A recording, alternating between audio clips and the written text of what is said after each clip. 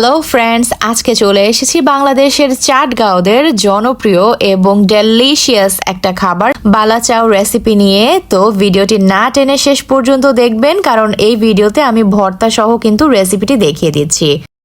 আমি এখানে নিয়েছি চিংড়ি মাছের শুটকি। আমি একটু মিডিয়াম সাইজ এবং একদম গুঁড়া সাইজ যে শুটকিটা আছে দুটোই মিক্স করে নিয়েছি। আর এখানে পরিমাণটা হচ্ছে 1 কাপ। 1 কাপকে আমি ভালো করে পানি দিয়ে একটু ছেঁকে ধুয়ে নিব। একটা চালনির মধ্যে শুটকিগুলোকে দিয়ে ভালো করে এর মধ্যে যে বালিগুলো আছে এগুলো পরিষ্কার করে ধুয়ে নেব।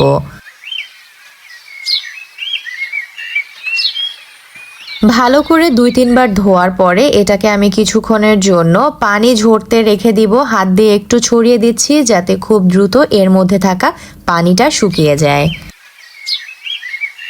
অন্যদিকে চুলায় তেল গরম করে নেব এবং একটু ডুবো তেলে আমি ভেজে নেব 1 কাপ পরিমাণ পেঁয়াজের কুচি।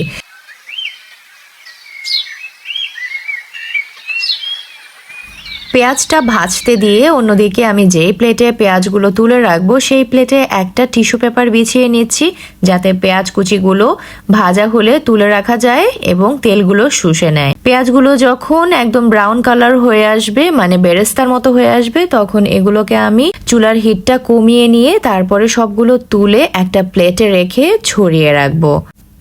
এখন ভেজে নিচ্ছি 1 কাপ পরিমাণ রসুনের কুচি।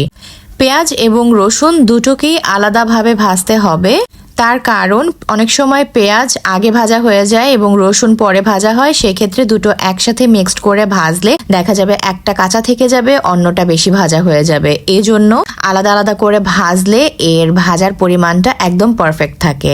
মিডিয়াম লো হিটে রসুনগুলোকে আমি ভেজে নিয়েছি। রসুনগুলো দেখুন আমি একটু ব্রাউন কালার করে ভেজে নিয়েছি।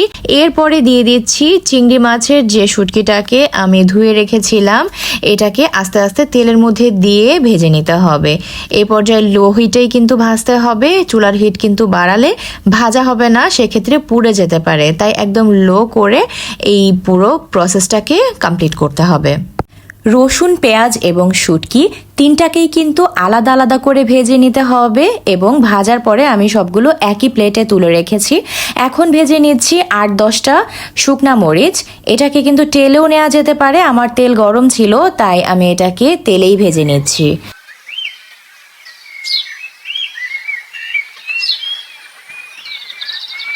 শুকনা মরিচটা একটু ঠান্ডা হয়ে আসলে অন্য একটা প্লেটে নিয়ে শুকনা মরিচের যে বোটাগুলো আছে এই বোটাগুলো আমি ছাড়িয়ে নিচ্ছি, কারণ এটাকে হাত দিয়ে একটু মিহি করে নিতে হবে।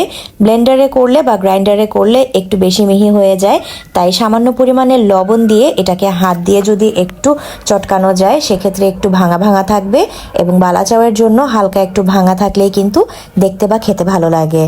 এখন চলে যাচ্ছি ফ্রাই প্যানে নিয়ে নিচ্ছি 1 চা চামচ পরিমাণ লবণ, 1 চা চামচ পরিমাণ লাল মরিচের গুঁড়া।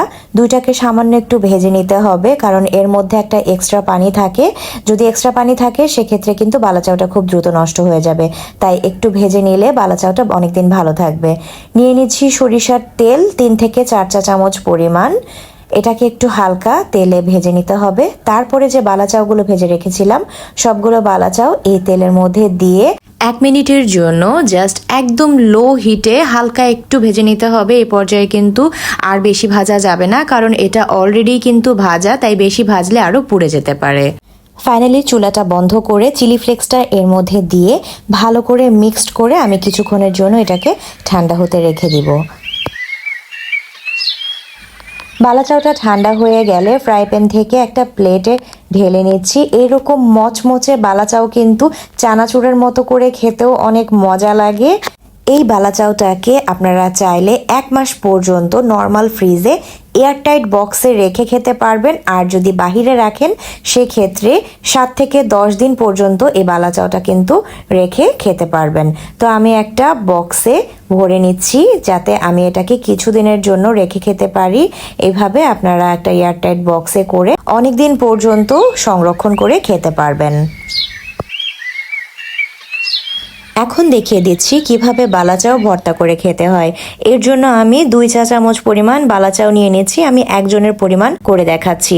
সাথে নিয়ে নিচ্ছি 1 মুঠো পরিমাণ পেঁয়াজের কুচি, পেঁয়াজের কুচিগুলোকে হাত দিয়ে একটু কচলে ঝুরঝুরো করে নিতে হবে। সাথে নিয়ে নিয়েছি ধনেপাতা স্কিপও করা যেতে পারে। আর নিয়ে নিয়েছি লবণ এবং সামান্য পরিমাণে সরিষার তেল। এবার সবগুলোকে একসাথে মেখে গরম ভাতের সাথে যদি খাওয়া হয়, সত্যি বলছি 1 প্লেট ভাত শুধু এই বালা চাউ দিয়েই খাওয়া হয়ে যাবে। তো আশা করি এরকমভাবে বালা চাউ করে আপনারা বাসায় খুব সহজেই করে খেতে পারবেন। সাথে 2টো শুকনা মরিচ যদি হয় তাহলে আর তো কথাই নেই। আর এরকম যদি স্টক করে রাখতে চান, বয়ামে ভরে 1 মাসের জন্য স্টক করে ফেলতে পারেন। তো আশা করি আজকের বালাচাউ রেসিপিটি আপনাদের ভালো লেগেছে। যদি ভিডিওটি ভালো লেগে থাকে তাহলে অবশ্যই লাইক, কমেন্টস, শেয়ার করে আমাকে সাপোর্ট করবেন। ভালো থাকবেন সবাই। আল্লাহ হাফেজ।